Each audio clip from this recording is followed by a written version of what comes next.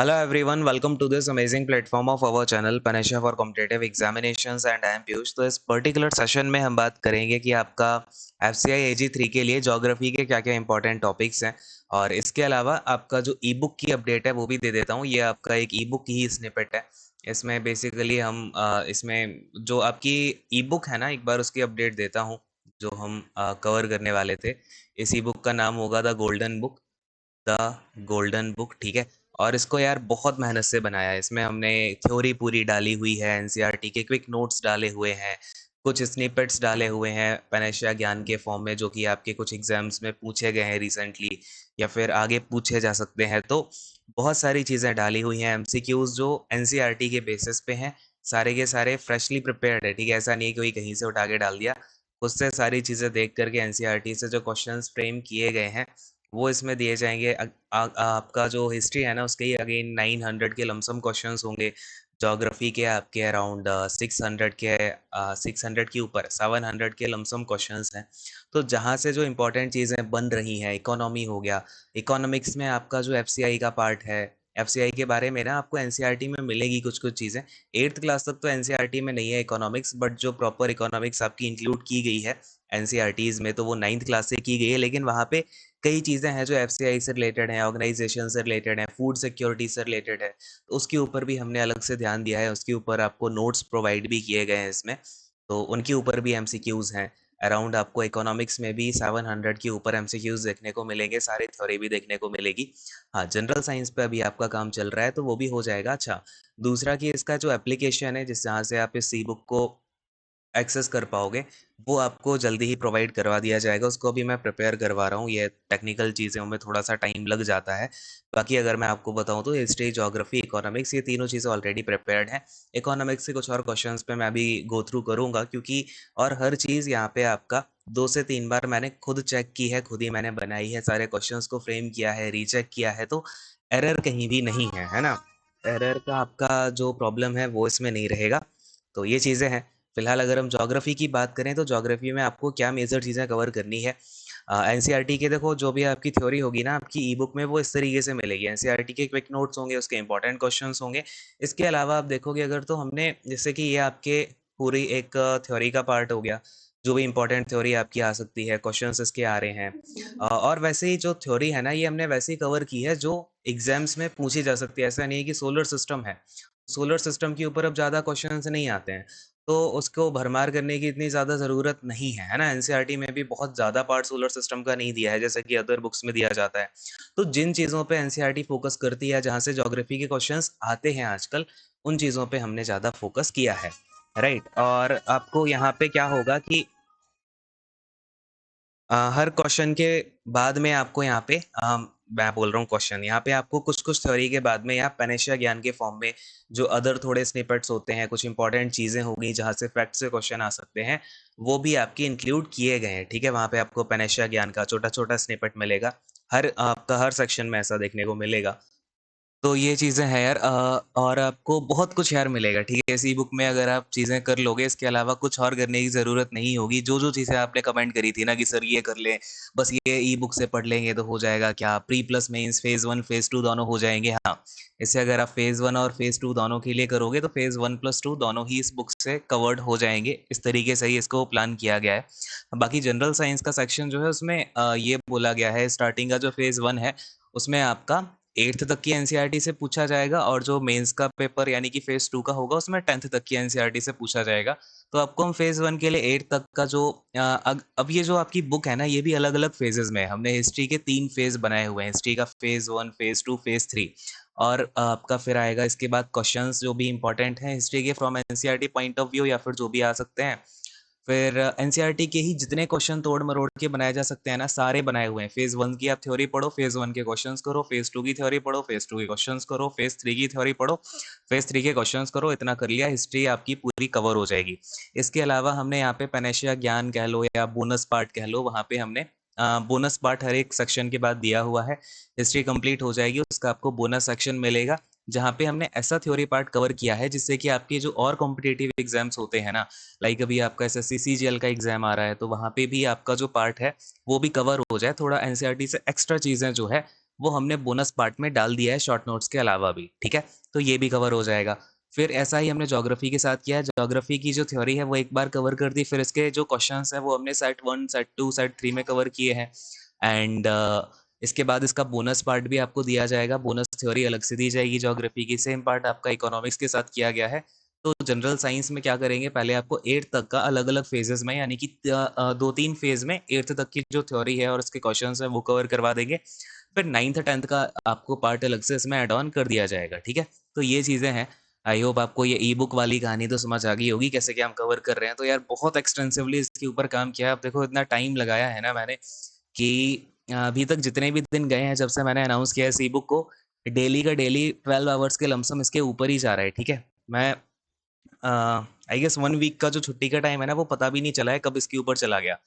12 hours बोल लो या 10 to 12 hours आपका इस ई बुक के ऊपर गया है। एक एक सेक्शन को, एक एक क्वेश्चन को दोबारा दोबारा रीचेक किया गया है, ठीक है? अगर मुझे लग रहा है कि ये वाली पोजीशनिंग ठीक नहीं है, इसको फेज 2 में डालो ये वाला पार्ट, तो उसको एक फेज से हटा के दूसरे फेज में डाला है।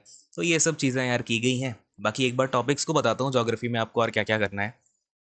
तो सबसे पहले तो आपको जो एक रिसोर्सेज वाला पार्ट होता है कि जितने भी रिसोर्सेज हैं, पावर रिसोर्सेज हो गए, उसमें नॉन रिन्यूएबल, रिन्यूएबल क्या-क्या होते हैं, उसके एग्जांपल्स हो गए, उसकी थोड़ी बहुत थ्योरी पार्ट हो गया। फिर आपको इसमें ना इस पे ध्यान देना है, लैंड हो गया, सॉइल हो गए, रॉक्स हो गए, वाटर हो गया, नेचुरल वेजिटेशन बहुत अच्छे से पढ़ना है। एफसीआई में नेचुरल वेजिटेशन में आपका एग्रीकल्चर का पार्ट भी आ जाता है, तो इसको भी हमने ई बुक में बहुत अच्छे से प्रोवाइड किया है। अच्छा, ई बुक कई बच्चे बोल रहे थे कि सर कहाँ मिलेगी, कहाँ मिलेगी? अभी एक्चुअली अभी इसके ऊपर काम किया जा रहा है और एक बार एप्लीकेशन बन के रेडी हो जाएगा तो आपको वहाँ पे मिलेगी, उसके लिए अनाउंसमेंट का वीडियो आ जाएगा, ठीक है? तो जो भी होगा देखते हैं। एंड इसके बाद आपका वाइल्ड लाइफ रिसोर्सेस, ये कुछ इंपॉर्टेंट आपके टॉपिक्स हैं जो कि एक साथ इसमें डाल दिए हैं, बाकी ये टॉपिक्स आप अलग से भी कर सकते हो, ठीक है? और लैंड में आपको ध्यान देना है कि लैंड में आपका जो भी लैंड फॉर्म्स वगैरह हैं इनको अच्छे से देख लो, जो आपका लैंड फॉर्म्स हो गए। फिर अर्थ का जो इंटीरियर होता है इसमें ना अगर मैं आपको दिखाऊं तो कई सारे डायग्राम्स के हेल्प से भी चीज़ों को शॉर्ट किया गया। एक और चीज़, ये जो थ्योरी है ना, ये ऐसा नहीं है कि सीधा थ्योरी भर दिया। जो भी इम्पोर्ट पूरा का पूरा चैप्टर है, कोई अगर एनसीईआरटी में पूरी की पूरी बुक है तो उसमें से जो भी क्रक्स निकल के आता है, जो भी इंपॉर्टेंट चीज़ें हैं सिर्फ वही डाली है। अगर कोई चीज़ डायग्राम की हेल्प से समझाई जा सकती है तो वो डायग्राम ही डाल दिया है, उससे आप चीज़ों को देखोगे समझ आ जाएगा, उसमें फालतू की कोई भी चीज़ इसमें नहीं दिखेगी। तो अगर आप इससे पढ़ो तो जो भी चीज़ें दी गई हैं उसको अच्छे से ध्यान से एक बार पढ़िएगा, ठीक है? तो ये हो गया। अच्छा, जब सॉइल्स को आप लोग पढ़ोगे तो सॉइल में आपको ये देखना है कि कितने टाइप की सॉइल है। फिर ये कुछ अलग-अलग ना आपको एनसीईआरटी में टाइप दिए गए हैं। जैसे टेरेस का क्या होता है, मतलब इंटरलॉकिंग में क्या होता है, काउंटर प्लाइंग क्या होता है, शेल्टर बेल्ट्स क्या होते हैं, मल्चिंग क्या होता है, तो इनको भी ठीक-ठाक तरीके से देखना है, ठीक है? वेजिटेशन हो गया अपना, फिर आपको यहाँ पे देखना है minerals, rocks and power resources का पार्ट हो गया। मिनरल्स में आपको कुछ चीज़ें अलग-अलग, जैसे कि इंडिया और वर्ल्ड को दोनों को साथ में लेके, जैसे कौन सा कहाँ पे पाया जाता है चीज़ें, तो ये भी एक इस तरीके से दिया है।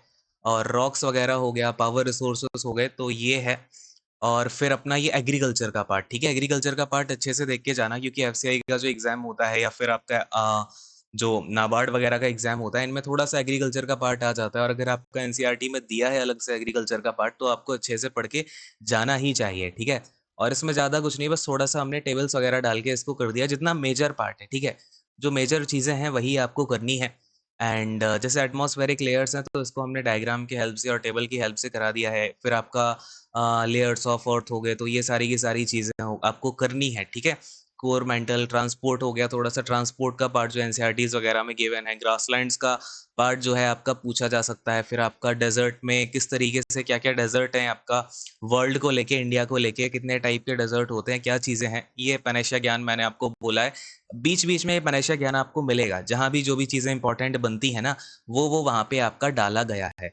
तो ये तो कुछ आपके टॉपिक्स हो गए जो मैंने आपको ऊपर बताए। बाकी टॉपिक्स की मैं आपको यहाँ पे लिस्ट बता देता हूँ, क्योंकि ये ई बुक पे अगर मैं स्क्रॉल करता जाऊँगा ना तो वो लंबा चला जाएगा प्रोग्राम, है ना? तो देखो, तो जो मेजर टॉपिक्स हैं वो मैंने आपको ऊपर दिखाई दिए थे, जैसे आप उनको नोट डाउन कर लेना, ठीक है? जो मैंने आपको बताया, रॉक सॉइल, आपका फार्मिंग का कुछ इंपॉर्टेंट टाइप्स हो गए, देन आपका एग्रीकल्चर का पार्ट हो गया। फिर मैंने आपको नेचुरल वेजिटेशन दिखाया था, नेचुरल वेजिटेशन अच्छे से कर लेना, यहाँ से बहुत क्वेश्चंस आते हैं, ठीक है? फिर आपका डेजर्ट्स हो गए, डेजर्ट्स में क्या टाइप के डेजर्ट हैं, कोल्ड डेजर्ट, और उसमें इंपॉर्टेंट कौन-कौन से वाले हैं, डेजर्ट कर लोगे आप, ठीक है? और इसके अलावा आपको क्या बोलते हैं यार, क्या है, ग्रासलैंड्स, ठीक है? जो आपके ग्रासलैंड्स होते हैं वो आपको अच्छे से देख लेना है, कौन से ग्रासलैंड्स कहाँ पे, उनकी स्पेशलिटी क्या होती है।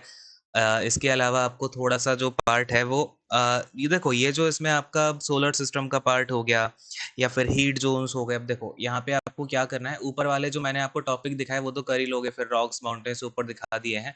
बाकी जो एक्स्ट्रा पार्ट बचता है वो आपका जैसे कि ग्लोब हो गया, तो इसमें आपका अर्थ के अंदर क्या-क्या चीज़ें हैं, कौन से कॉन्टिनेंट्स वगैरह हैं। फिर सोलर सिस्टम में ना ध्यान देना, बहुत ज़्यादा पढ़ने की ज़रूरत नहीं है।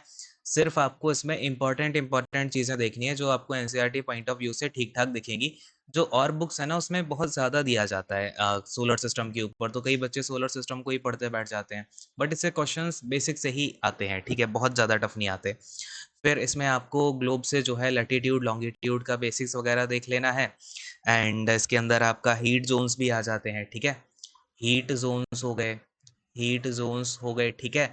फिर आपके टेम्परेट ज़ोन्स क्या होते हैं, फ्रिजिड ज़ोन्स क्या होते हैं, क्या बोलते हैं उसको, टॉररिड ज़ोन्स कौन-कौन से होते हैं, ठीक है? तो एक ये बेसिक सा, बस इसमें ना ये जो भी चीज़ें बता रहा हूँ इनके बारे में आपको 4-5 लाइन देख लेना, बस वही इनफ होगा, ठीक है?